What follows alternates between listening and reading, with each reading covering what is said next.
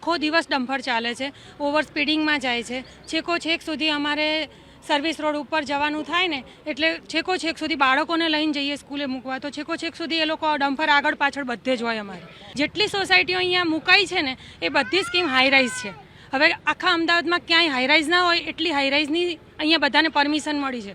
તો એ પ્રમાણે અમને પણ, અમે અહીંયા કાયમી રહેવાવાળા છીએ તો અમને પણ એની સેફટી આપવી જોઈએ. બાળકો નાના હોય, ક્યાંય બહાર ના નીકળી શકીએ, કોઈ વૃદ્ધો બહાર ના નીકળી શકે, કોઈ મોર્નિંગ વોક કરવા આવે ને તો પણ માસ્ક 24 કલાક પહેરવા પડે. અહીંયા છે ને ઘણી વખત પર્સનલી જઈને બધા ભેગા થઈ અને અમને કહ્યું છે કે અહીંયા તમે ધૂળની કંઈક વ્યવસ્થા કરો જેથી કરીને ધૂળ ઓછી ઉડે તો આજુબાજુ જે રહીશો છે એમને તકલીફ ઓછી થાય.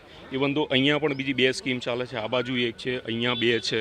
આ બધી જગ્યાએ વારંવાર અમે રજૂઆત કરી છે, જઈને અમે સમજાયા છે. ઇવન તો અહીંયા છે ને 112 પર ફોન કરીને પણ અમે બોલાયા છે.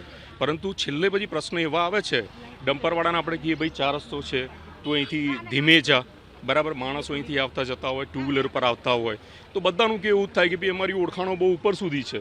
બાળકોને તો આવવા જવામાં, લેડીઝને આવવા જવામાં, કારણ કે સૌથી વધુ છે ને સ્કૂલે આવવા જવામાં, શાકભાજી લેવામાં લેડીઝ જતી હોય છે, તે બધાની સેફટીનું શું?